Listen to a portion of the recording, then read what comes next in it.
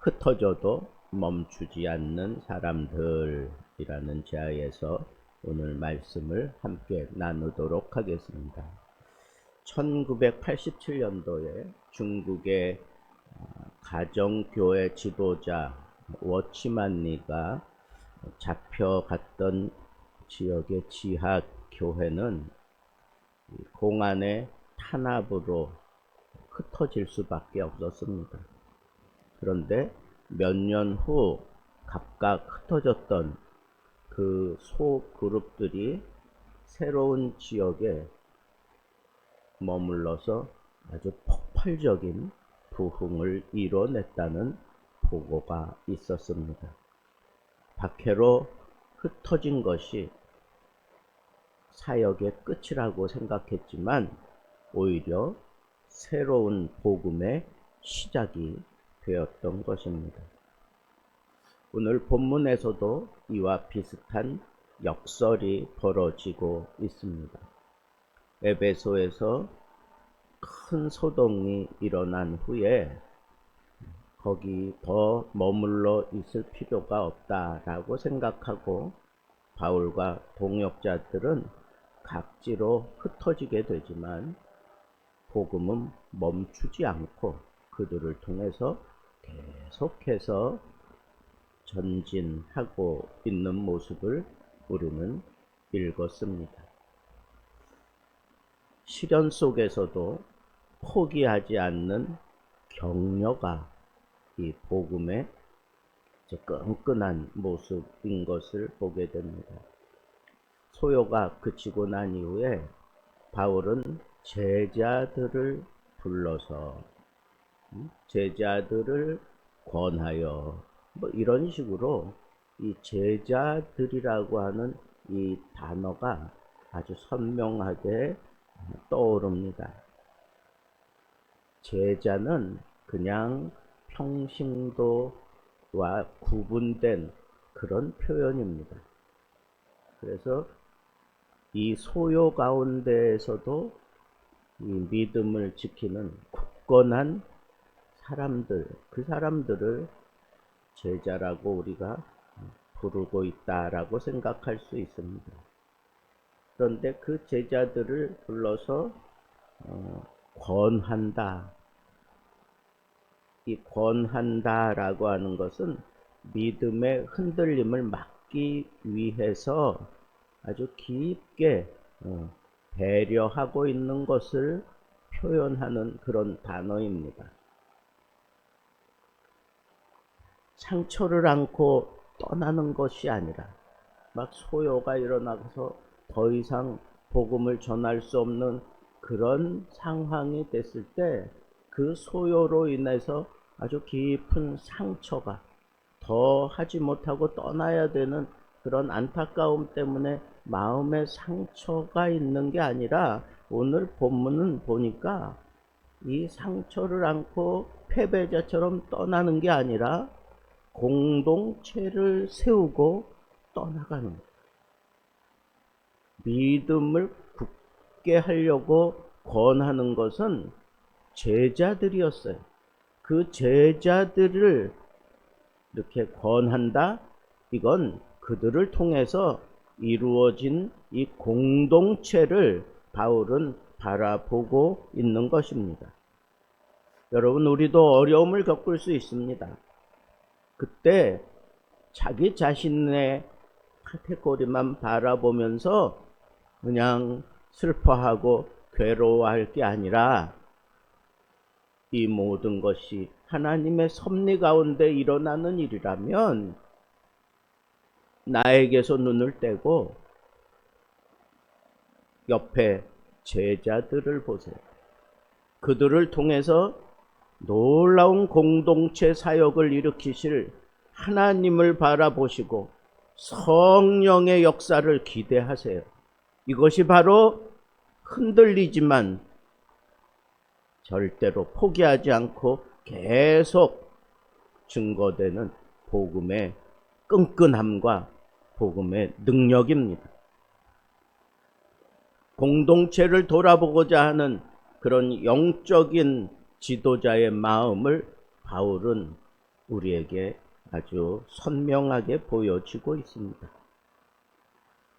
흩어짐을 어찌할 수는 없지만 그 흩어짐 속에서 퍼지고 그리고 놀랍게 폭발적인 부흥이 일어날 것을 기대해도 좋은 것은 복음이기 때문에 그래요. 우리의 사역이 복음 사역이기 때문에 그런 것입니다. 그래서 바울은 지방으로 다녀가며 많은 말로 여기서도 제자들을 권하고 그랬어요. 시련 가운데에서 굴하지 않고 끝까지 그 믿음으로 지켜내고 있는 그 사람들을 성경은 제자라고 표현을 하고 바울은 그 제자들을 권하기 위해서 이 지방 저 지방으로 다녀가고 있습니다. 바울은 마게도냐, 빌립보, 데살로니가 같은 그런 지역입니다. 두루 다니며 말씀으로 많은 사람들을 세우되 특별히 성경은 제자에게 관심이 있는 것을 보게 됩니다. 그리고 그것도 떠나서 헬라, 이것은 직접적으로 고린도라고 생각해도 됩니다. 거기에 3개월 머물면서 복음을 전하고 있습니다. 그가 이미 지나왔던 그런 지역으로 다시 가서 이번에는 그들 제자들에게 권하고 있다고 하는 것을 우리가 집중해 볼 때, 바울은 참 힘들고 어려운 그런 상황에 빠졌을 때 자기에게 시선을 주고 우울한 모드로 있는 게 아니라 자기에게서 시선을 떼고 공동체적인 그런 사역을 바라보고 제자들에게 시선을 두고 있다고 하는 것이 이게 참 놀라운 일입니다. 여러분, 교회에 어려움이 있습니까? 나에게서 눈을 뜨세요. 나에게서 눈을 떼고 함께 공동체 사역을 할 만한 사람을 하나님이 어떻게 붙여주실 건가? 이전에 함께 했던 사역들이 무너지고 지치고 힘들어하고 있는 사람들에게 우리의 시선을 두고 그네들을 권하고 그네들을 이 공동체 사역에 불쏘시개로 사용하시려고 하는 성령의 강력한 의지에 여러분들이 맡길 수 있는 그런 지혜가 오늘 이 말씀을 통해서 우리에게 보여지고 있습니다. 그래서 그 제자들을 온전히 세우기 위해서 바울은 여기저기 다니는 것을 볼 수가 있고, 특별히 그때에 예루살렘 교회가 큰 공경을 당하게 됩니다. 그래서 그 예루살렘 교회를 위해서 여기 바울이 구제 헌금을 모으기 위해서 이렇게 지역을 다니면서 제자들을 권하기도 하고 그리고 예루살렘을 돕자고 하는 그런 구제 사역을 함께 하고 있는 겁니다. 이게 고린도 후서 8장과 9절의 내용이 다 담겨져 있습니다. 여러분, 예상치 못한 그런 경로로 이 복음이 흘러가는데 갑자기 전환이 되었을 때 그때 일어나는 그 고난과 그때 일어나는 그런 마음의 상처들로 인해서 주저앉을 것이 아니라 이 사건을 통해서 하나님이 이 복음의 통로를 넓히려고 하시는구나 라고 하는 그런 영적인 안목을 뜨고 실패나 좌절로 인해서 그냥 무너질 것이 아니라 복음이 더 넓게 흘러가려고 하는 그런 움직임을 보이고 있다고 하는 영적인 안목을 가지고 공동체 사역의 눈을 뗄 것이며 제자들을 찾아가야 합니다. 안디옥 교회가 세워질 때 정말 필요했던 사람, 기둥과 같이 딱 세워지는 그 사람 바울이라고 생각하고 모든 사람들이 감히 거들떠도 보지 않았던 그 사울을 바나바가 찾아가서 안디옥 교회로 데려와서 그를 통해서 말씀 사역을 하게 하고, 그래서 굴지의 교회로 당당하게 서게 되는 것을 우리가 볼 때, 여러분, 성령께서 여러분들을 어디로 인도해 가시든지 민감하게 반응하면서 이 교회의 진정한 기둥 같은 인물이 누구인가? 성령은 오늘도 누구를 나에게 붙여주시는가? 하나님 앞에 영적인 안목을 가지고 슬픔에 무너져 있을 것이 아니라 이렇게 바울처럼 부지런히 다니면서 오히려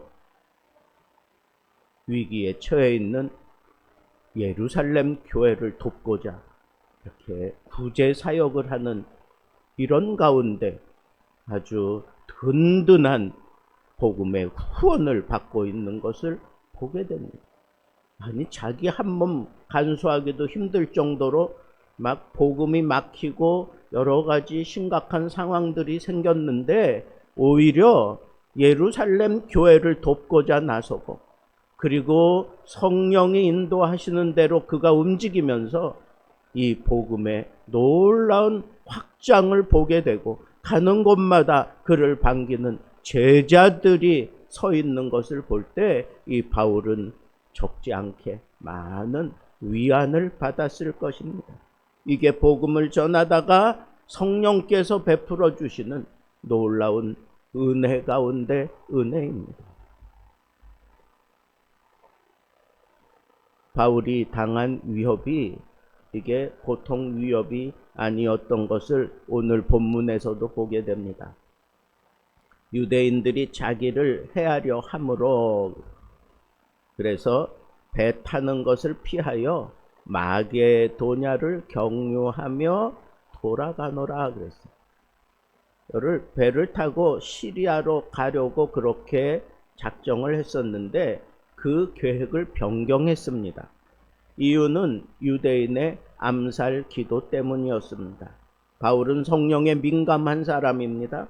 현실적 상황에도 매우 분별력 있게 대응하고 있는 모습을 우리에게 보여주는 겁니다. 우리는 가끔 신앙이 무모하게 그냥 막 들이미는 것이라고 생각할 때도 있습니다. 그러나 바울처럼 지혜롭게 순종하는 모습도 참 좋습니다.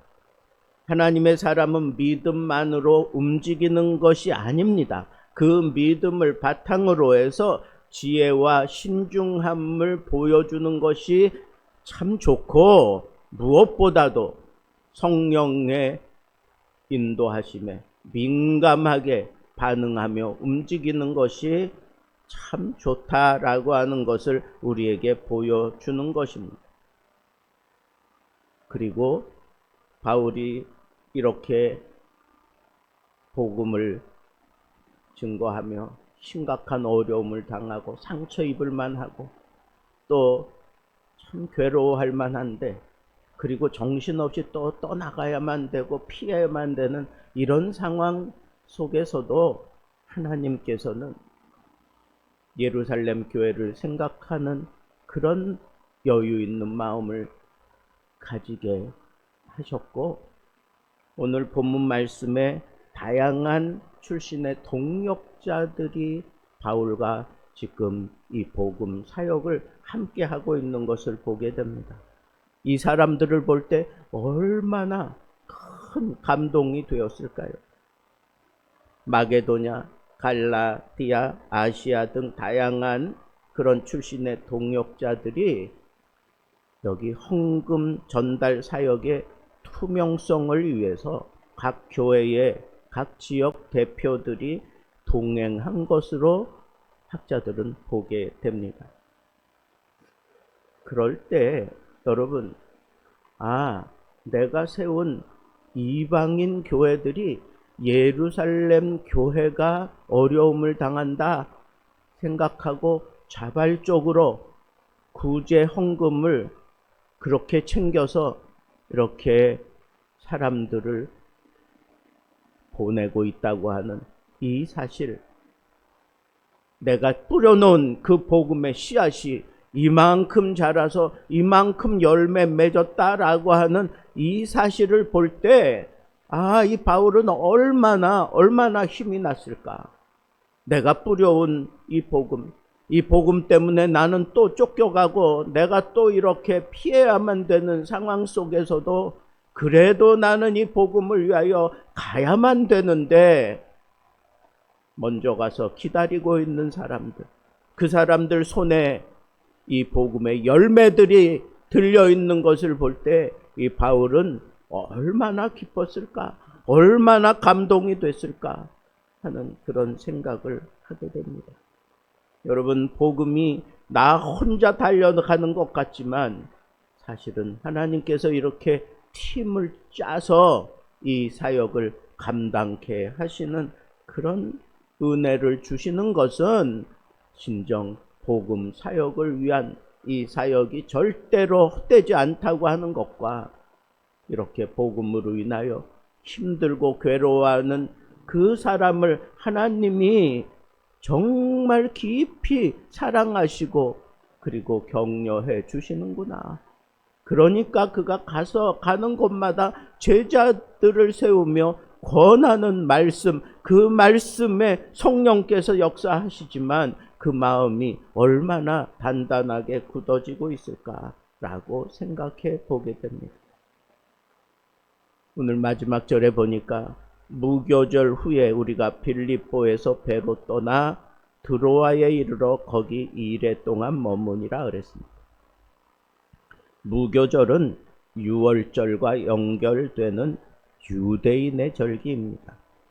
여전히 바울이 유대인들로 인해서 이렇게 고난을 당하고 있지만 유대 공동체와의 연결고리를 그는 끝까지 붙들고 있는 것을 보여줍니다. 그러면서 드로아에 머물러 있는 이유, 그것은 이 절기와 무관하지 않습니다. 그 절기 동안 그는 그 복음의 사람들과 함께 예배했던 겁니다. 예배를 통해서 이 의를 돈독하게 다지고 예배를 통해서 그 다음 사역을 그렇게 준비하고 있는 것을 보게 됩니다. 바로 이제 다음 부분이 이 예배 드리다가 유도거라고 하는 청년이 떨어져서 죽게 되었을 때 그를 다시 살려내는 그런 기가 막힌 그런 사역이 있는데, 그게 바로 예배하는 모습이지 않습니까?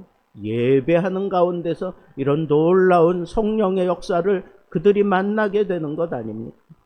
여러분, 바울에게는 그저 세계를 향하여 달려가고자 하는 그런 열정과 그것이 두드러지게 나타나고 있지만, 그 중심에는 언제나 말씀과 예배가 중심이 되어 있다고 하는 이 사실을 우리에게 분명하게 보여주고 있는 겁니다.